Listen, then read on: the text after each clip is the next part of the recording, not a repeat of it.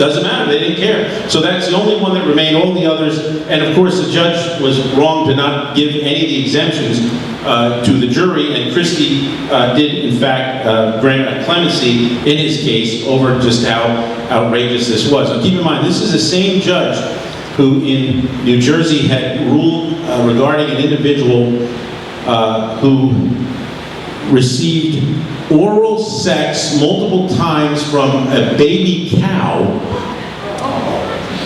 ruled that that was okay. Jersey doesn't prohibit bestiality, and he didn't. Yeah, and that was fine. That was fine. And if you read what he was charged with, the law says you can't do this if the animal questions the act.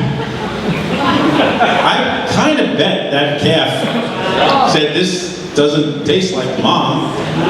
But anyway, yeah, that judge did that ruling. You can read about that. And yet, when it came to giving the exemptions for lawfully transporting your firearms, sorry, that's not baby cows giving oral sex. We're not recognizing that. Yeah. Same time. So he wasn't reappointed. But anyway. I have a quick question. When it comes to going from state to state, we have such a mobile society. I know, and I'm sure everyone here knows people that travel for a living, going from state to state, by plane or whatever. Is there a book other than the computer? Because if you're on the road, you can't do the computer or look at... I appreciate you need to... Excuse me, you can't look at your phone. If you have the apparatus, maybe you should, you know. But I think a guide. Is there a place where someone can go where these are listed? Okay. The best thing what you have to do, even though I have a book on New Hampshire gun law, which is currently being revised, but what you absolutely need to check with the agency, the New Hampshire Department of Safety lists all the current reciprocities under their pistol licensing. And before you go on a trip, go there and print it. Even if you have to go to the library because you don't have a computer, print out when you're there that you have it, because there's agreements that are made between the two attorney generals, and you can download the actual agreement and keep it with you. And I would highly suggest that if anyone is going to travel, that you bring a copy of the reciprocity, because you might get stopped by a law enforcement officer who's not aware of that, and you may be able to avoid further problems. You can actually show them, look, here's what I'm carrying, you can have it right away for them to see. And you also need to familiarize yourself with that state's gun laws. Because in New Hampshire, the only prohibition under state law for where you cannot carry is in a courthouse, under state law. Now there's federal building and federal law, but state law, the only prohibition is you can't. So in New Hampshire, you can bring your handgun into a restaurant, you can bring it to church, you can bring it to a public place, you know, unless the property owners themselves prohibit it. But there's no state bar, no state law saying you can't. But many states have different laws that may prohibit in those areas, may require you to reveal to the police. So the state that you're going to, you also need to check and familiarize yourself with their state law. And I would recommend a quick and easy way of that. If you're going to a state you don't know, the NRA-ILA has all these state law for quick and easy understanding, and I recommend check out what NRA-ILA says about that state's laws and keep the reciprocity agreement with you. Maybe the NRA has got a list of all the states and what they, if you can carry or not carry. It isn't that easy, I guess. It isn't. And you better make sure, regardless of what you see on the website, you better prove it. And it can't hurt to even call in advance and make sure that the agreement hasn't changed. Now, being you mentioned books, I will plug one book. I wrote this book with my brother, The Declaration, and it's a novel, and it's enjoyable, fun read. So if anyone's interested in that, I do have some of them later. I'll be happy to sign for you. But the law book will be coming out shortly. We're totally revising it with lots of changes and stuff that's taking place. So there you go. We have more questions. Okay. Continuing with reciprocity. Yes. You did mention McDonald versus Chicago, City of Chicago. Yes. And that case was heard in order to clarify whether or not the Second Amendment applied towards the states. It was not clear after Heller because Keller was decided for a district where Washington, it was a legislative district, let's say, and that is totally under the control of the national government. So McDonald gets decided, and they decide again that under selective incorporation, that the 14th Amendment, the Second Amendment, under the 14th Amendment, would be applied to the states.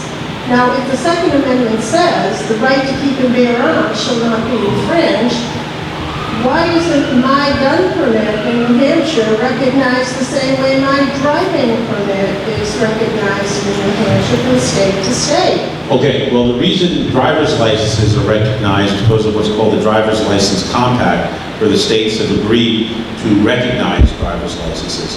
The states do not have a carry license compact, and instead it's a patchwork quilt of this state agreeing with that state, this state agreeing with that state, and so you have to look at your license from whatever state, in this case New Hampshire, and ask New Hampshire, what states do you have reciprocity agreements with, and that's how it works. Now, what you're really, though, asking, and I'll follow through with it, is it's not about the right to keep and bear arms and not recognizing a carry license. I think the real question is, why isn't under full faith and credit, which is a separate provision of the Constitution, why isn't full faith and credit applied to the recognition of a carry license? And that's still an open question. And I would say that I believe in the right set of circumstances, we might be able to get full faith and credit recognition. Full faith and credit is the same body of federal law via the Constitution that mandates that a state recognize another state's judgments, that one state recognize another state's legal documents like birth certificates or marriage licenses.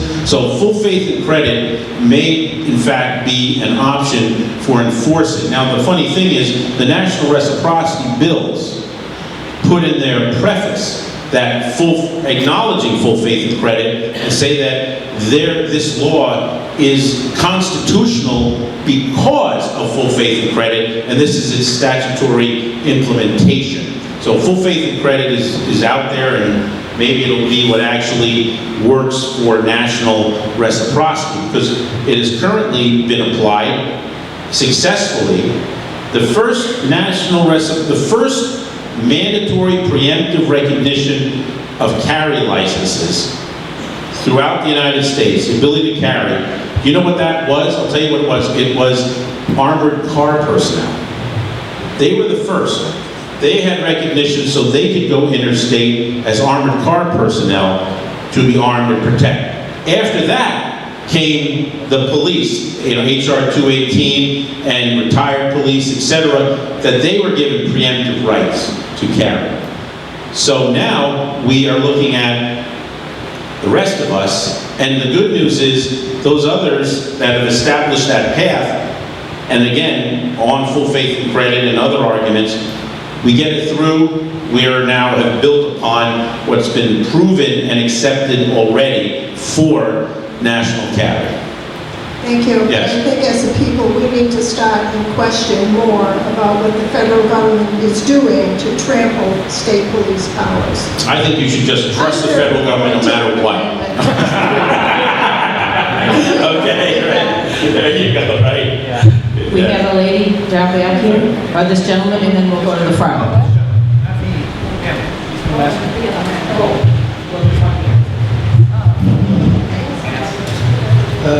Thomas Sapiens of Fremont, New Hampshire. My question is really simple.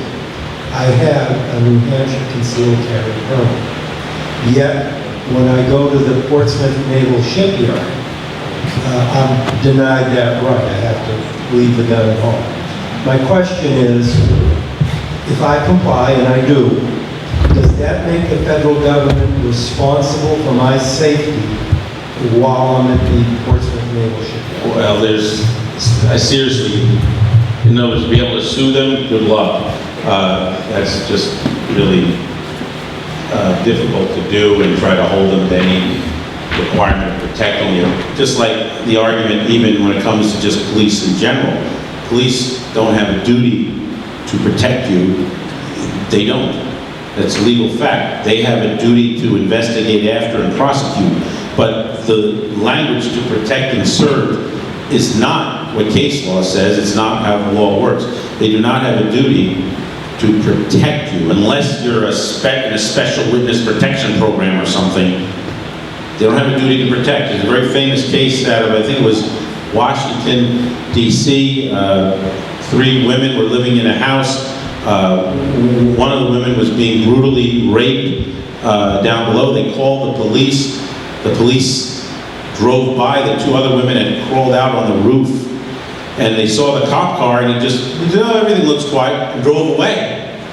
So they go back, they call the police, say, look, we're in here, this guy's downstairs, you gotta come back. Well, they didn't come back until 3 hours later. At that point, 2 of them were dead, and 1 of them was almost dead, and the one who survived sued, saying, look, you had a duty to protect me, it was absolute negligence and all, and the court said, no, they don't have a duty to protect. Police don't have a duty to protect. That's not their job. The duty to protect is on you. And I fully understand the argument of saying, well, if it's my obligation to protect myself, how dare you deny me the means, yet that is what they do. So the duty to protect is on you, it's not on the police, it's not on the state, and if they deny you the means, well, that's something we got to deal with legally and change that. Yes, sir. Tony from Goffstown.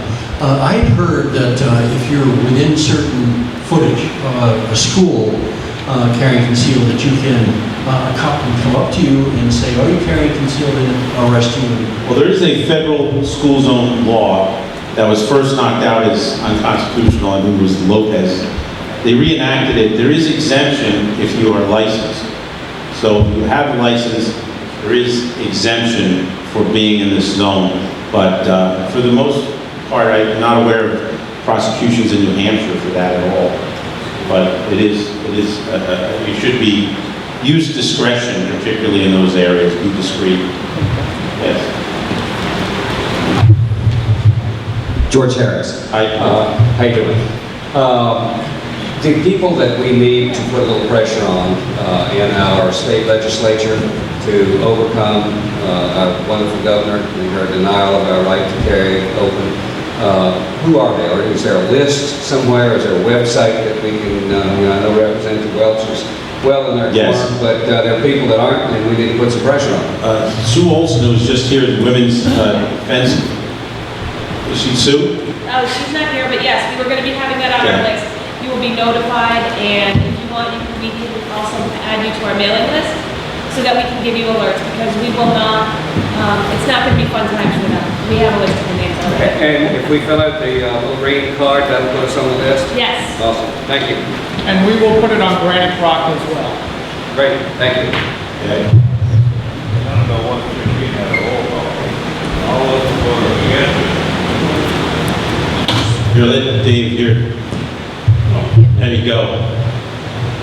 Senate Bill 116, the constitutional carry, was a roll call vote. And all those who voted no have fair game, so go for it. Right.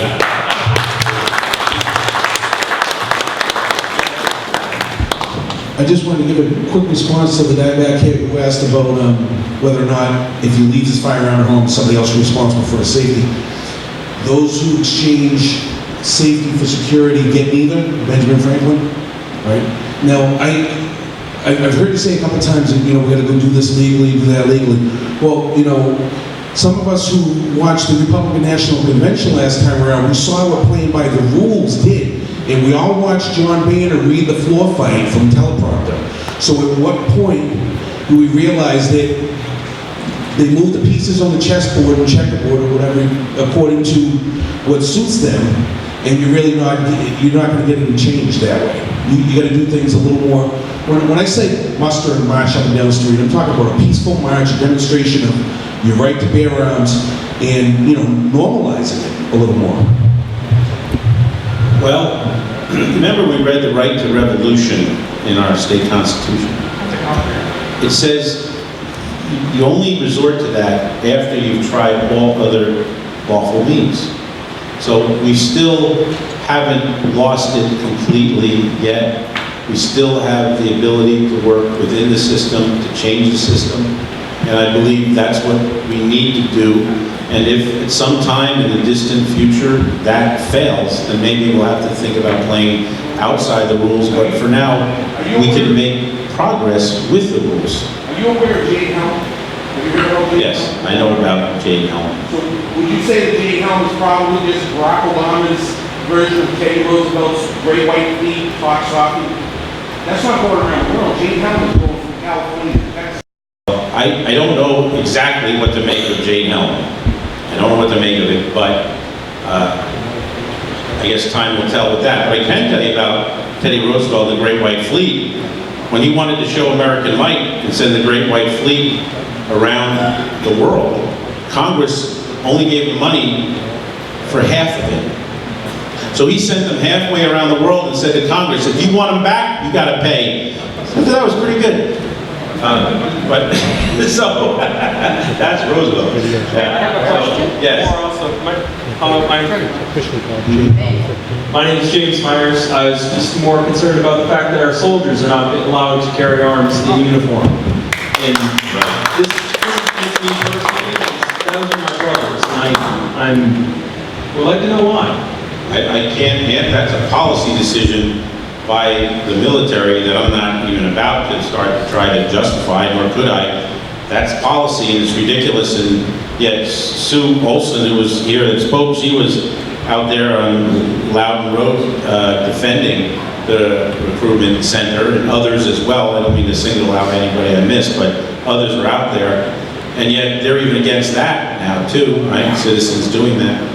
So, I don't know, it does seem kind of crazy that our own armed forces can't be armed.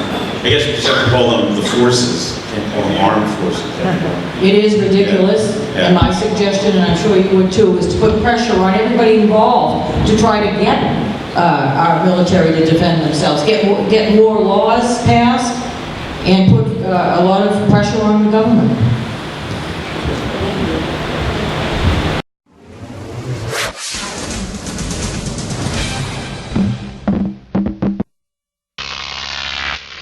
Croc TV.